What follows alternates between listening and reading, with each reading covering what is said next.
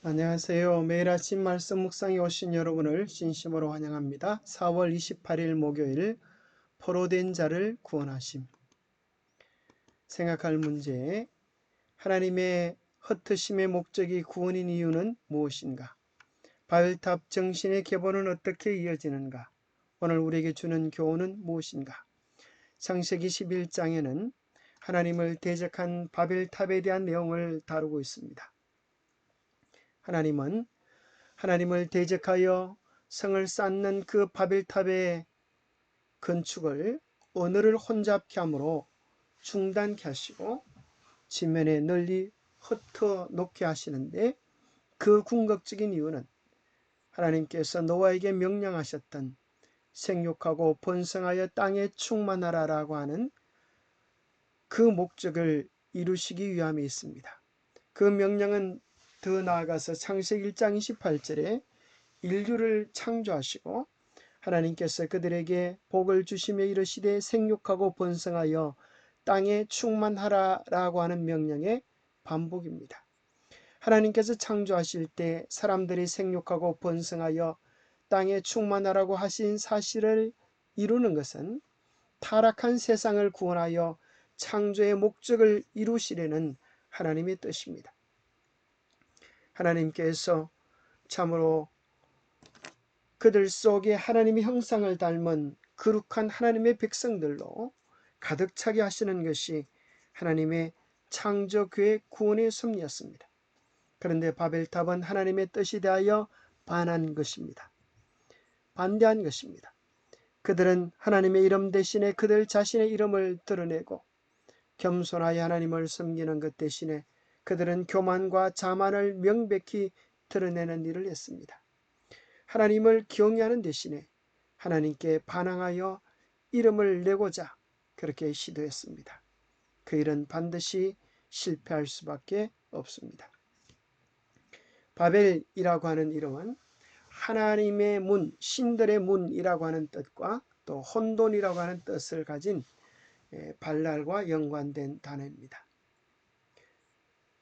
바벨 사람들은 궁극적으로 하나님의 주권이나 영광을 인정하지 않고 자신을 높이고자 왕국을 건설하려고 했던 것입니다. 이 전체적인 사업은 한 걸음 더 나아가 그 계획 이반자들의 이름을 높이고 후세의 사람들의 마음을 하나님에게서 떠나게 하고 저들을 우상 숭배로 끌어들여 멸망시키려고 하는 사단적 계획이 그 배경을 이루고 있는 것입니다. 하나님은 생육하고 번성하여 땅에 충만함으로 구원 얻는 하나님의 백성을 일으키고자 하지만 사단은 하나님을 대적하여 사람들을 뭉쳐서 악의 이름으로 하나 되도록 하는 그런 계획을 세웠습니다. 바벨탑을 세운 주동자는 누구였습니까? 창세기 10장 8절에 보면 구스가 또 리므롯을 낳았으니 그는 세상의 첫 용사라. 그가 여호와 앞에서 용감한 사냥꾼이 되었으므로 속담에 이르기를 아무는 여호와 앞에 니므롯같이 용감한 사냥꾼이노로다 하더라. 바로 바벨탑의 주동자는 니므롯이었습니다. 70인역에서는 여호와 앞에서라고 하는 이 표현을 여호와를 대적하여라고 번역했습니다. 니므롯이라고 하는 이름의 뜻도 반역의 의미를 가지고 있습니다. 그로 모든 이방 종교 우상 숭배의 근원은 이 니므롯에게서 시작이 되어지는 것입니다. 니므롯은 노아의 4대 손이었습니다. 그가 죽어서 제사장들에 의하여 마루둑이라稱해지고 나중에는 바알로 변형되어지는데 태양신으로서 숭배를 받게 됩니다. 그의 아내는 세미라미스였습니다. 그는 니므롯이 죽은 후에 그를 태양신으로 높이고 자기는 달신, 여신이라고 칭하게 됩니다. 니므롯이 죽고 후에 아이를 잉태하여 낳고 그 아이의 이름을 담무스라고 그렇게 이름을 칭하면서 죽은 니므롯이 환생한 것이다 그렇게 이야기합니다. 이 세미라미스는 하늘의 여왕이라고 자신을 칭하고 바알과 아세라 숭배, 바로 그 아세라의 자리 아스다롯, 이시스, 마단너의 이름으로 칭해지는 참으로 여신 숭배의 근원이 됩니다. 이 세미라미스가 담무스를 안고 있는 이 모습이 교묘하게 모자 숭배로 전 세계의 여신 숭배의 근원이 됩니다. 모든 이방 종교의 근원은 결국 궁극적으로 바벨론에서 시작되어진 니므롯과 세므라미스 그리고 그의 아들 담무스였습니다. 니므롯은 태양신으로, 세므라미스는 하늘의 여왕으로, 담무스는 태양신의 아들로 공경을 받는데 이집트에서는 오시리스와 이시스, 호르스로 전해지고 그리스에서는 제우스, 아프로디테, 디오니수스, 로마에서는 솔, 다이아나, 아티스, 가나안에서는 바로 바알과 아스다롯, 담무스로 나타나게 됩니다. 이스라엘의 멸망의 원인은 우리가 아는 것처럼 바알과 아세라 숭배였습니다. 교묘한 이 이방신의 정신이 북방 이스라엘과 남방 유다의 멸망의 궁극적인 원인이 되었습니다.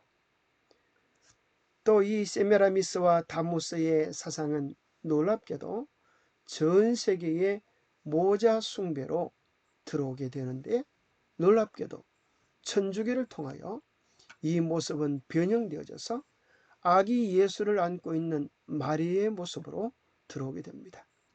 에스겔서 8장 14절에 보면 참으로 에스겔이 멸망할 나라의 모습을 표현하면서 그 궁극적인 원인이 하나님의 전에서 담무스를 위하여 애국하는 이러한 우상 숭배가 가득했음을 기록해 주고 있습니다. 에스겔서 8장 16절에는 바로 그것이 태양 숭배와 연결되어 있음을 우리에게 이야기해 주고 있는 것입니다. 어떻게 하나님의 전에서 하나님의 전을 등지고 동방태양을 숭배할 수 있을까요? 참으로 기가 차고 놀라운 이러한 일이 교묘하게도 오늘날 교회 안에도 들어와 있는 것입니다. 그것이 무엇일까요? 하나님을 바르게 경배해야 하는 하나님의 십계명 속에 나타난 제7일 안식일을 무너뜨리고 태양을 숭배하는 선데이 워십, 일요일 예배, 그리고 부활절, 크리스마스, 이 모든 것들은 사실 태양 숭배의 기원이 되어 있습니다. 알렉산더 히슬롭의 두 개의 바빌론의 책에는 책의 서론 부분에 이런 내용이 기록되어져 있는데요. 바로 이 바빌론의 정신을 가지고 마지막 시대 로마 교황청이 선다고 하는 사실을 이 학자가 아주 많은 연구를 통하여 발표한 것입니다.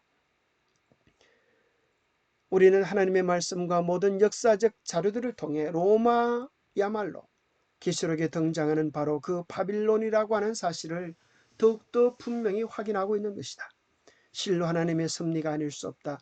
로마 가톨릭의 본질적인 특성, 경배의 대상, 축일, 교리, 종교의식, 사제 제도 및 기타 모든 것이 옛 바빌론으로부터 유래한 것이며 특히 교황 자신이 바빌론의 벨사살 왕의 진정한 후계자라는 사실이 하나님의 섭리에 의하여 밝혀졌다.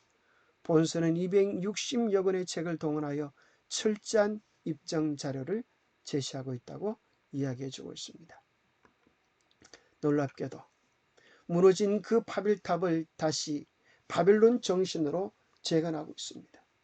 놀랍게도 오늘날 이 세상은 로마 교황청을 중심으로 모든 종교가 하나로 통합되어지는 에큐메니칼 종교 통합 운동의 절정을 우리는 보고 있는 것입니다. 그러나 바벨탑은 결국 무너지게 될 것입니다. 하나님의 말씀을 대언하고 하나님의 뜻을 거역하고 다른 구원의 길을 제시하는 것은 바로 설 수가 없는 것입니다. 탑의 건설자들이 흩어짐.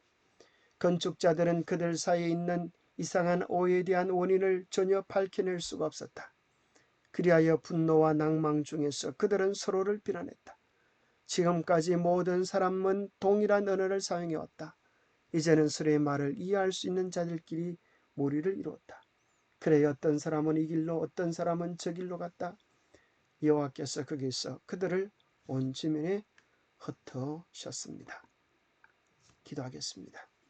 하나님 아버지, 오늘날 우리는 하나님의 뜻을 대항하여 온 세계가 하나로 연합되어지는 영적 바벨론을 바라보는 시대에 살아가고 있습니다. 창세기 11장 바벨론이 분명히 무너졌듯이 이 마지막 시대의 바벨론도 무너질 것을 우리가 분명히 믿습니다. 우리로 하여금 이 세상의 정치, 종교, 경제가 연합되어지는 거짓 바벨론에 미혹되지 않게 하시고 오직 예수님을 따라 오직 말씀을 따라 진리에 굳게 서는 마지막 진정한 하나님의 백성이 될 수 있도록 도와주시옵소서.